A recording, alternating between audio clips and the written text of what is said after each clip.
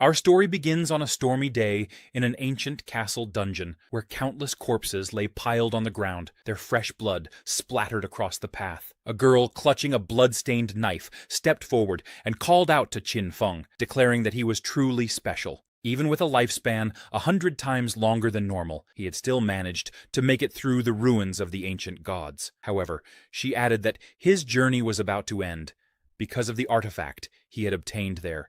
The Eye of Judgment. She wanted it for herself. Nearby, a badly injured man lay atop a heap of corpses. He asked the girl, Qin Xiaoyu, why she would betray her own brother at such a moment. Qin Xiaoyu looked at Qin Feng coldly and told him he was nothing more than the adopted son of their parents. How dare he call himself her brother when they weren't even blood-related? Suddenly, another man called out to Qin Xiaoyu from behind.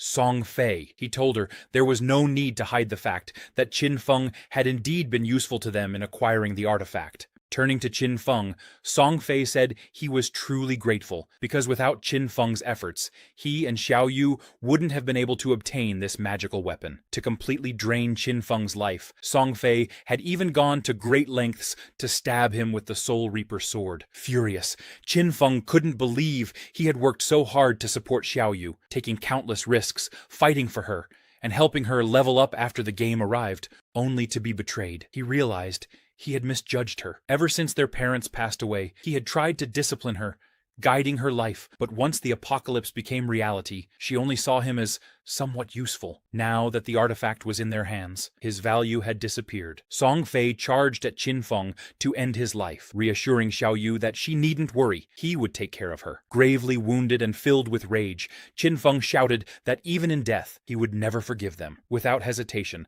Song Fei separated Qin Feng's head from his body, ending his life. In the year 2025, the forgotten game of God would arrive. While people slept, they would be forcibly dragged into the game's world. The only currency within the game was life itself. Dying cost players a portion of their lifespan, while killing monsters earned them more life. Players could even consume some of that life to extract skills from the game and bring them into reality. For a truly strong individual, feats like crushing a tank with bare hands, slicing an airplane with a sword, or even surviving a nuclear bomb were no longer impossible. From then on, the world changed drastically, and disasters spread everywhere. Qin Feng had survived alongside his sister, overcoming countless hardships, and barely managed to become one of the 100 strongest people in the world. After facing numerous dangers, he finally made it through the ruins of the ancient gods and obtained the Eye of Judgment. He believed he was finally qualified to stand at the very top, only to be betrayed and stabbed by his own sister. At the brink of death, he regretted how his life's efforts had only served others. Everything he did seemed to earn him nothing but blame and resentment. Even in those final moments, part of him refused to accept death. He wished he could live again and do things for himself instead. Yet, when he thought it was all over, Qin Feng suddenly opened his eyes to find himself in his own room, shocked and confused. He wondered if he was still alive, or if he had somehow returned to the real world. Checking his phone, he saw that the date was indeed 2025. He realized in amazement that he had been reborn 9 years earlier, on the very day the forgotten game of God began. The next day, Xiao Yu kicked open his door and found him at home. Infuriated, she demanded to know why he hadn't answered her calls. She raged that she had simply gone to support Brother Song Fei. So why was Qin Feng trying to cut himself off from her? Didn't he understand how important it was for her to go and cheer Song Fei on right now? Her brother was in crisis, and she blamed Qin Feng for stopping her and cutting off her money, preventing her from competing on the leaderboards. She accused him of turning her into a nobody, and insisted it was his fault.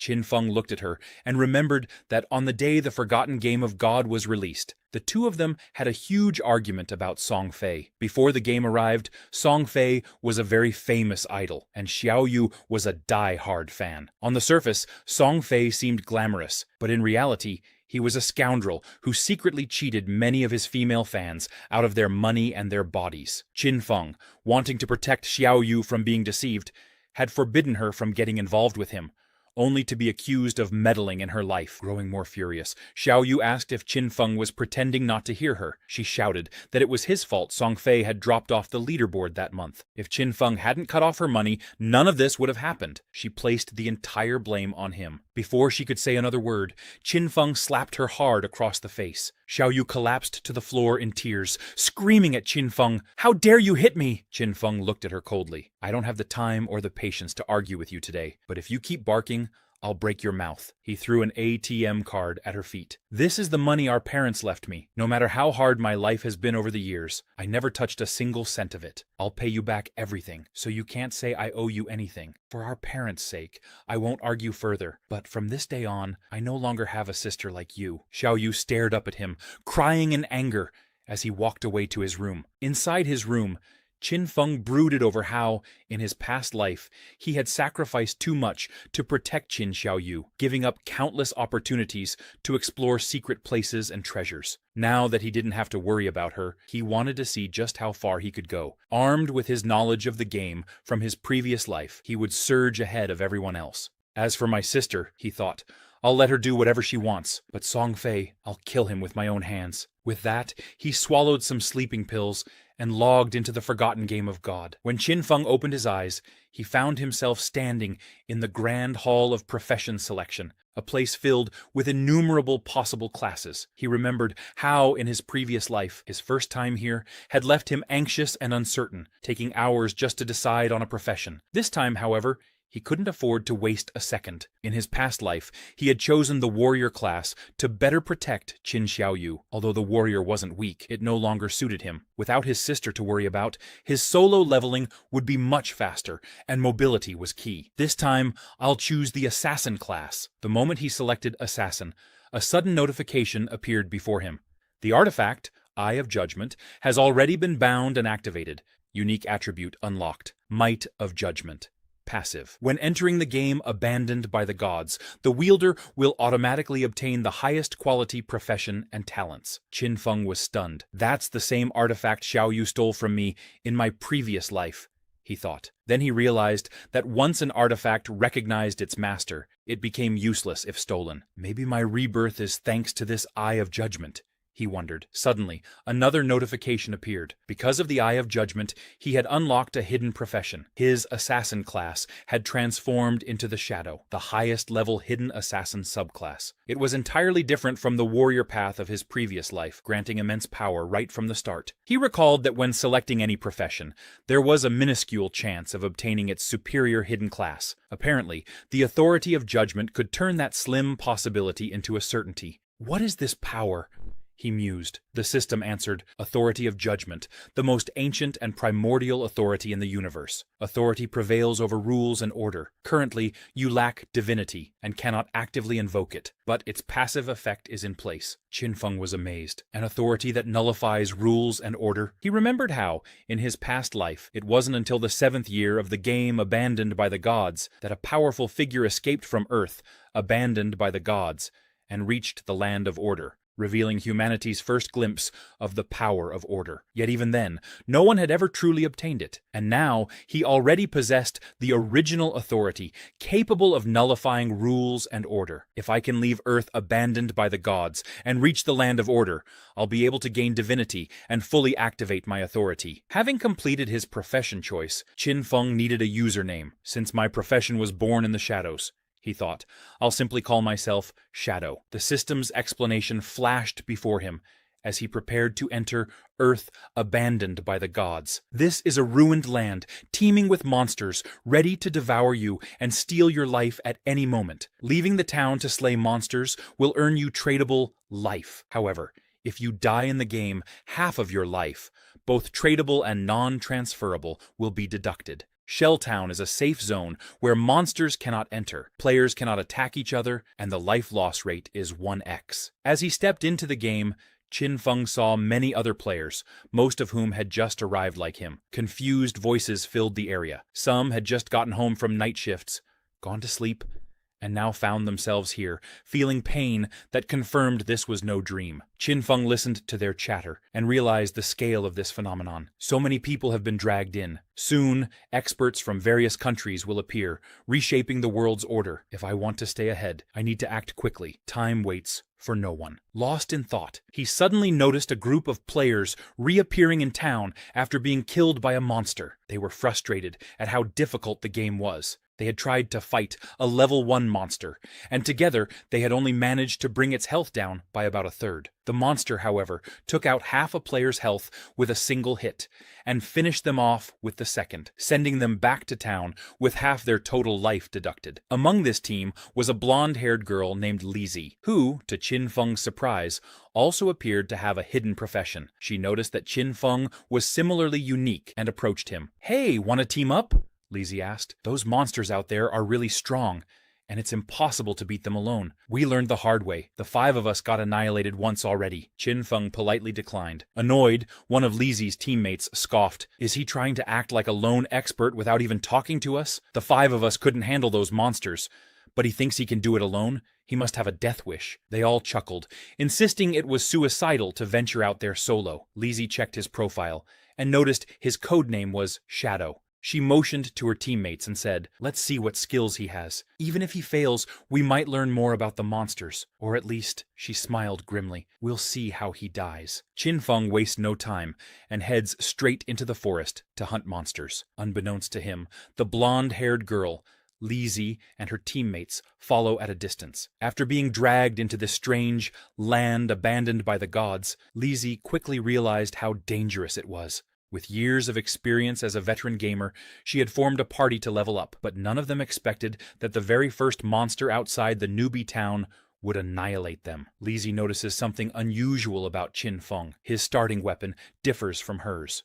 A short sword instead of a dagger. His movement speed is faster than that of her assassin teammate, and even his gear looks different. Suspecting that Shadow might have a unique class or skill, she decides to tail him, hoping to gather valuable intel. Qin Feng, however, is fully aware they are following him. He activates Latent Image, a stealth ability that renders him invisible until he attacks. Moments later, Lizzie and her team emerge from hiding, only to find that Qin Feng has vanished into thin air. Did he just use a stealth skill? One of Lizzie's teammates wonders. "I didn't think low-level assassins could hide so completely." Unable to locate him, they reluctantly return to town, deciding that wandering the forest again is too risky. They have already died once, and losing any more of their remaining lifespan would be devastating. Instead, they plan to search for treasure chests or special NPCs within the safety of the town. Now alone, Qin Feng reappears as his stealth duration ends. He marvels at how powerful his hidden class seems. Ordinary beginner assassins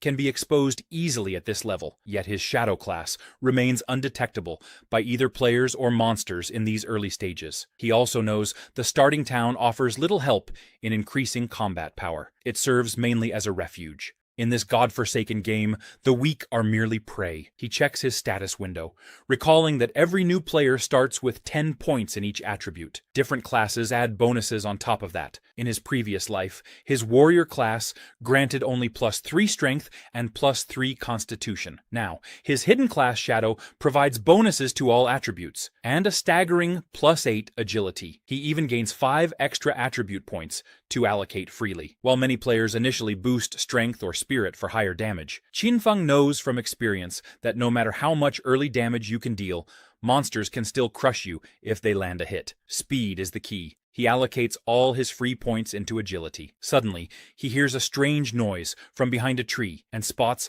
a level 1 creeper, an ordinary grade monster in the midst of evolution. Qin Feng immediately recognizes it as the same monster that killed the 4-man team earlier. He sees fresh wounds on its body, likely inflicted by those unfortunate players. When a monster kills someone, it gains that person's lifespan and uses it to evolve. The creeper lunges at Qin Feng, but he easily evades the attack. Activating Latent Image, he vanishes once more. Confused, the monster searches frantically for him, but before it can react, Qin Feng launches a stealth-breaking strike to the monster's head. He deals 174 points of damage, instantly slaying the level 1 creeper and earning 10 experience points. Qin Feng stands there, momentarily stunned. It's the first time he has ever taken down a monster in a single blow. The system promptly explains that his backstab skill combined with attacking from outside the monster's field of vision, doubled his damage. The synergy of multiple assassin skills magnified his strike to a terrifying level. In his previous life as a warrior,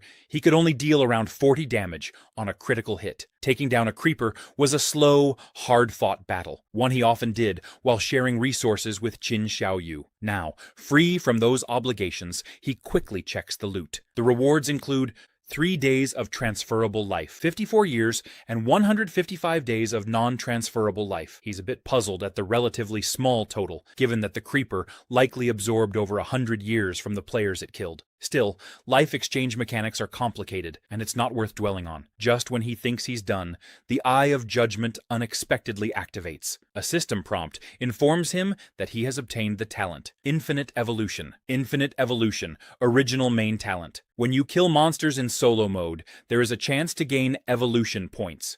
You also receive 5 evolution points automatically every 24 hours. Defeating a boss-level monster in solo mode grants 100% of the evolution points. You currently have 5 evolution points. Qin Feng can hardly believe his eyes. The ability to upgrade skills? In his past life, an item's grade never changed. Gear and skill books remained at whatever level they dropped, but now he wields a power that transcends the rules. He immediately uses 4 evolution points to upgrade his shadow skill from normal to bronze. Its duration extends from 12 to 16 seconds. The bonus attack on the first strike out of stealth goes from plus 60 to plus 90, and the cooldown decreases from 28 to 26 seconds. He also upgrades backstab from poor to normal, boosting its rear attack damage bonus from 10% to 15%. Qin Feng grins, realizing how these small percentage increases can create a massive gap in power, especially this early in the game. With his improved shadow ability,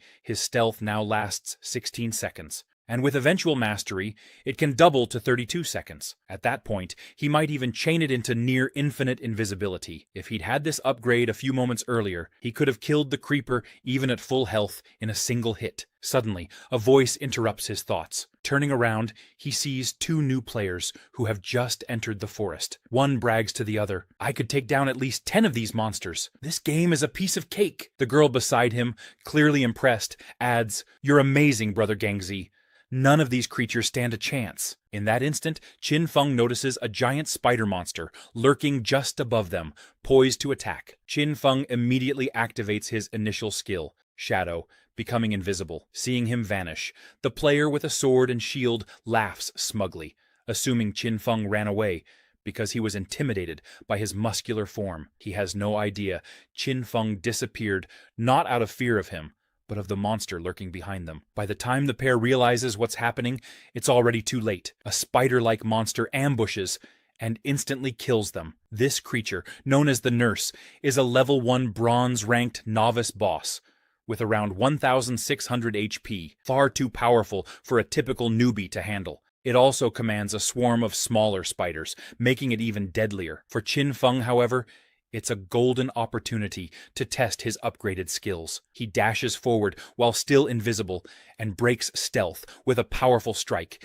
dealing 338 points of damage to the Nurse. In the process, he takes some damage himself, but thanks to his high agility, he avoids a fatal blow. He only has about 130 HP, and a direct hit could have killed him outright. The enraged Nurse begins lashing out wildly, and its smaller spider minions go on high alert. Approaching for a direct attack becomes risky. Qin Feng quickly adapts. Picking up a few stones from the ground, he re-enters stealth and then breaks it again by throwing a stone at the monster. Because of his hidden class bonuses, stealth breaking damage, backstab, and weak point attacks, even a simple thrown stone inflicts 299 damage. Realizing his main source of damage comes from the stacked bonuses upon breaking invisibility, Qin Feng decides on a hit-and-run tactic. He waits for Shadow to come off cooldown, throws another stone or lands another strike to trigger his bonus damage, then hides again. In this repeated cycle of stealth and strike, the spider boss stands little chance. Before long,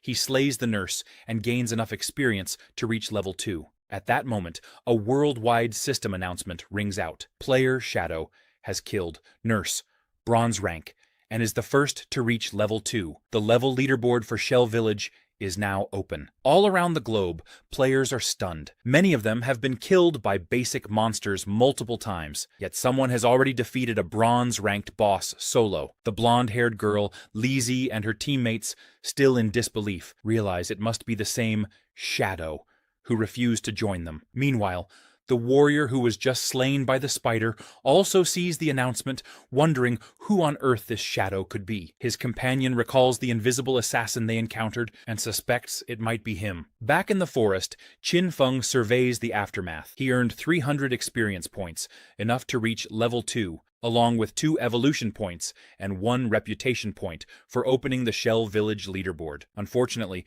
once the boss died, the smaller spiders fled, so he missed out on extra kills and experience. He gathers his loot, which includes 46 days of transferable life, skill book, Hand of Avarice, bronze, plus 35 attack power, plus 4 agility. Requien, level 1 point. Qin Feng is especially excited about Hand of Avarice, an assassin-exclusive skill, allowing him to use it on monster corpses, with a 20% chance to receive extra loot. He recalls in his past life, a guild member with this ability became incredibly popular and always traveled with bodyguards because everyone wanted the bonus drops. Even a 20% chance is already significant, but then Qin Feng remembers his infinite evolution talent. If he can upgrade Hand of Avarice, he might eventually boost not only the success rate, but also the quantity of loot. Grinning at the possibilities, Qin Feng realizes he has truly stepped onto a path that transcends ordinary limits. Meanwhile,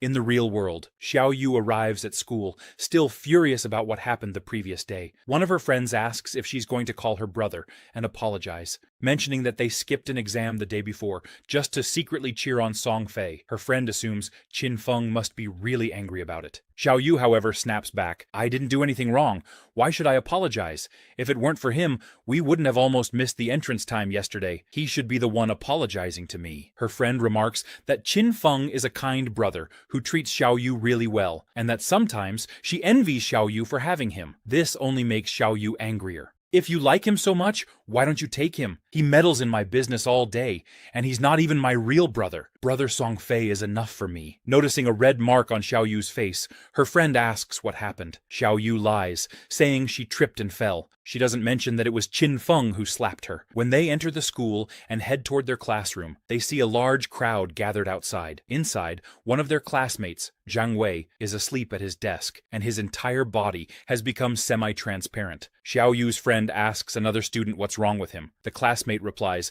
that Zhang Wei said he wanted to take a nap, and after a moment, he turned into this phantom-like state. Another student chimes in, saying this phenomenon isn't isolated. Videos are all over the internet. It seems that people worldwide are experiencing the same thing. Falling asleep causes them to enter a semi-transparent state. The experts have no explanation yet. Alarmed, Xiao Yu's friend grabs her phone to warn her parents. Then, she suggests that Xiao Yu call her brother, just to be safe. Xiao Yu, however, scoffs. A guy like him?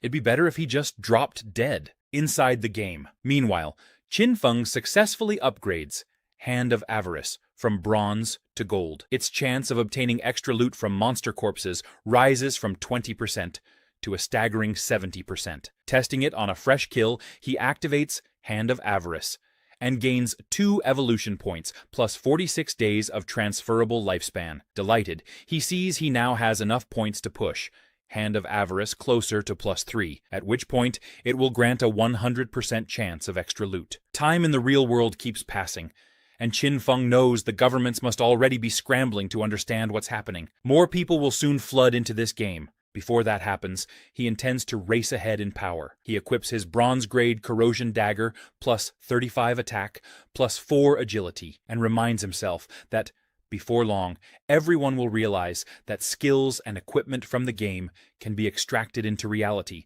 provided 2 conditions are met. First, reaching level 10. 2, having enough tradable lifespan. Killing weak monsters is too time-consuming for his goals. If he wants to accumulate tradable lifespan quickly, he needs to hunt stronger bosses. As he ventures deeper into the forest, he hears the sounds of battle. Approaching quietly, he sees a party of players engaged with a level 2 sprint predator, another boss monster. He's surprised to spot Wang Meng among them. In his previous life, there were many rumors about Wang Meng assembling an entire team of hidden class players right after entering the Forsaken game, 6 of them in total. Wang Meng's hidden class: Holy Shield Warrior, double the base stats of a regular warrior, an innate invincibility skill. Mage class Hidden Profession, double the spell damage of a regular mage, built-in skill, Prophetic Fireball. Archer class Hidden Profession, Sharp-Eyed Shooter, double the stats of a regular archer, built-in skill, Rapid Shot. Priest class Hidden Profession, Oracle Priest, double the healing power of a regular priest. Starts with a group healing skill. Despite their remarkable classes, the Sprint Predator remains difficult to handle because of its high speed. Their ranged attacks keep missing, and Wang Meng shouts for the healers to keep him alive while the others slowly chip away at the boss's health. From his hidden vantage point, Qin Feng muses that Wang Meng is certainly optimistic. Even a team of hidden class players can struggle if they don't account for a monster's speed. Wang Meng forgot one crucial detail about fighting in the wilds. When battles drag on, more monsters are attracted by the noise. Just as Qin Feng predicted, another monster appears, a level 2 Corruptor, a regular monster covered in dark brown sludge with long-range attacks. One of Wang Meng's teammates wields a huge sword and rushes over to support him. Qin Feng notices this person also has a hidden class he hasn't seen before. Even so, the Corruptor's defense is too high, and the sword wielder only manages 33 damage. The monster spits out some kind of sticky liquid that slows their movement. Another Corruptor attacks the team's mage, who runs for her life, crying out for help. Qin Feng, watching silently, decides to step in. He kills the monster chasing the mage with a single blow, stunning everyone present. The mage, still trembling, wonders who saved her. Even the sword wielder, who dealt only 33 damage, can't believe his eyes. After all, defeating a simple level 1 crawler normally takes his team 10 seconds of concentrated effort, yet a level 2 Corruptor just got 1 shot. "Did you see who did that?" he asks the mage, who shakes her head. Wang Meng shouts for everyone not to get distracted and to keep attacking the other monsters. Meanwhile, Qin Feng swiftly finishes off another Corruptor. By slaying 2 level 2 Corruptors, he gains 40 EXP and 1 evolution point, plus a common grade skill book, Venom Dart, and 8 days of tradable lifespan. Reading the skill description for Venom Dart, Qin Feng sees it's a mid-range poison attack, which is very useful for him. He immediately evolves the skill to silver rank. Venom Dart. Throw a poisoned dart up to 14 meters away, dealing 120 attack damage and inflicting venom. Venom. Deals 50% continuous damage per second for 5 seconds, non-stackable. Cooldown, 5 seconds. Requirement, Level 2. As Qin Feng checks his new skill, the Sprint Predator suddenly charges at Wang Meng. Wang Meng blocks the first strike with his Holy Shield, unaware that the monster's real attack is a feint. The Sprint Predator slips past his guard, seriously injuring him. The healers can't keep up with his rapidly dropping health, and Wang Meng yells at his team to run. In that moment, Qin Feng uses Venom Dart by hurling his dagger at the monster, dealing a colossal 845 damage, instantly cutting the boss's HP in half. The Sprint Predator releases Wang Meng and flings him aside. Its HP keeps dropping due to the venom effect, taking 324 damage per second for 5 seconds, ultimately killing it. Because Qin Feng dealt over 90% of the damage, the loot automatically goes to him. Player Shadow has slain Sprint Predator. Bronze. He gains 600 EXP, enough to reach level 3, plus 2 evolution points and 55 days of tradable lifespan. Qin Feng realizes the monster's continuous poison damage also triggers his class's passive abilities. With stealth, he can remain invisible and keep throwing darts indefinitely. Nothing in the early or mid-game can stop him now. After the battle, Wang Meng sits on the ground, stunned. That damage! Is he even human? Suddenly, he notices the loot glow around the monster's corpse disappearing. Struggling to his feet, he thanks Qin Feng for saving his life and asks for his name. Qin Feng simply responds with a warning. In the wild, don't trust people too easily. Wang Meng, grateful, introduces himself in return. If you ever need anything, look for me, he offers, indicating he has considerable backing and resources. Qin Feng knows Wang Meng is trustworthy and well-connected through Daxia's government, making him a solid prospective trading partner for unwanted loot. Activating Hand of Avarice, Qin Feng gains an additional 3 evolution points and another 55 days of tradable lifespan. He also acquires Sprint Predator's Leather Greaves, ideal for an assassin class. Sprint Predator's Leather Greaves Bronze, plus 9 physical defense, plus 5 all elemental resistances, plus 15% cooldown speed. Requirement, level 2. Thrilled with his gains, Qin Feng notes he still has plenty of other class gear and skill books that he can sell. Once his bag is full, he plans to return to town and trade everything for lifespan. His power is growing 100 times faster than in his past life, and he's determined to use it, to exact his revenge on Song Fei.